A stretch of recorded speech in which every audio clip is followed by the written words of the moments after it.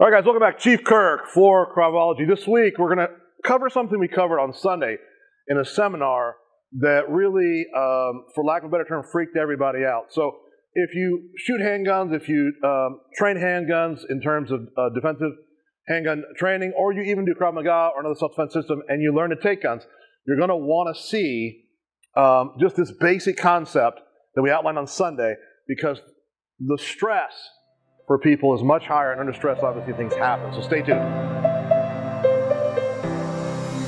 All right, guys, so as you can see, I brought James in. We had this intense simunition seminar. If you don't know what that is, look it up, simunition seminar. We are simunition certified here. And on Sunday, what I tried to explain to a group of shooters that represented people that had just started shooting handguns all the way to people that train on a very regular basis. What I tried to explain to them was a lot of what you do at the range will be thrown out the window under a stress encounter. I don't mean a stress encounter where a bad actor or someone violent jumps out of an alley 20 feet away from you, and you are able to access your pistol and bring that situation to a safe or a suitable, or I think that's the wrong word, but to an end, right? So that's not what happens. A lot of times what happens when you have, especially when you conceal carry, we're here in Texas and people do that. A lot of states are passing open carry, right? Constitutional carry. And when someone wants your gun, they're jumping at it. Now we're going to leave the gun out, but this will be, we did concealed this weekend, but so you can see. And a lot of what people train just go out the window. So I'm going to walk you through it and show you twice. So James is here. James is where you start everybody about kicking range. So if James stands there and I do this and I can barely reach my feet out to him, that's where he's going to start. Now, he's looking at my gun. He's giving me the idea that he's coming from my gun. I'm not teaching this, by the way. There's 20 different ways to address grabbing your gun. I'm just using one, a simple sweep. But James comes at the gun. I sweep and I rotate, and I have to rotate so that I almost turn directly from where he came. Then in that moment, while my hand is still swept and my other hand's accessing the handgun, I have to decide, am I bringing the handgun out or not? Right now, I have to decide that. The way he's turned right now, I may put my feet in the ground and strike and push away. Or if I toe heel back, I may be able to get the handgun out and get to this position, right? Okay, so the decision matrix here is pretty simple. It's just time and distance. And it's all perception.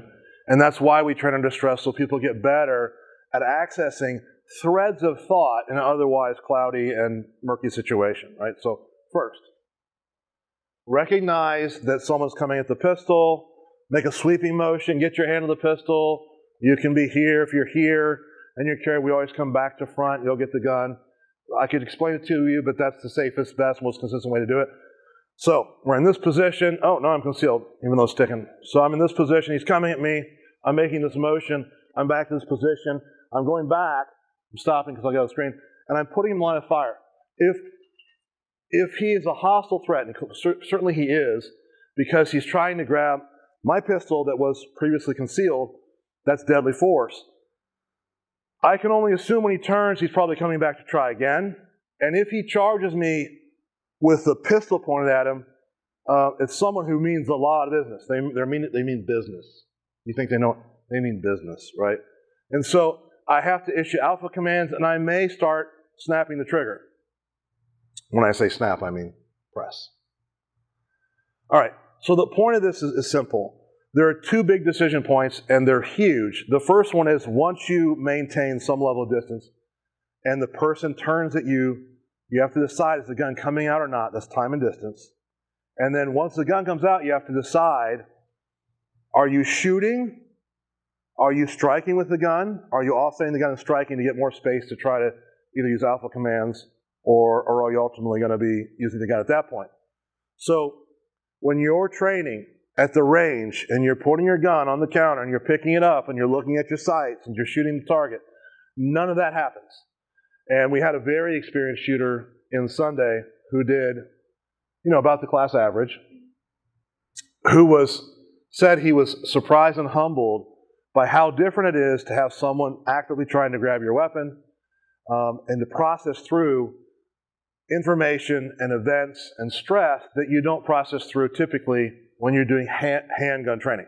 So if you carry a handgun, or if you have a handgun at your house, or you find that you do training that will give you access to a handgun even through like something like Krav Maga, it's a really good idea to learn, once I access the gun, either through a take or through a presentation out of a holster, what are my decision points, and go through that under stress so you can begin to access these threads of information that help you function in a reasonable and safe way. That's really all I have to say. We had some good feedback this weekend, right? We did. You know who I'm talking about, the shooter? Yeah. Okay. They don't know, but we know. Hey, thanks for watching this week. Share some stuff, like some stuff, send a Candygram, social media, all those buzzwords.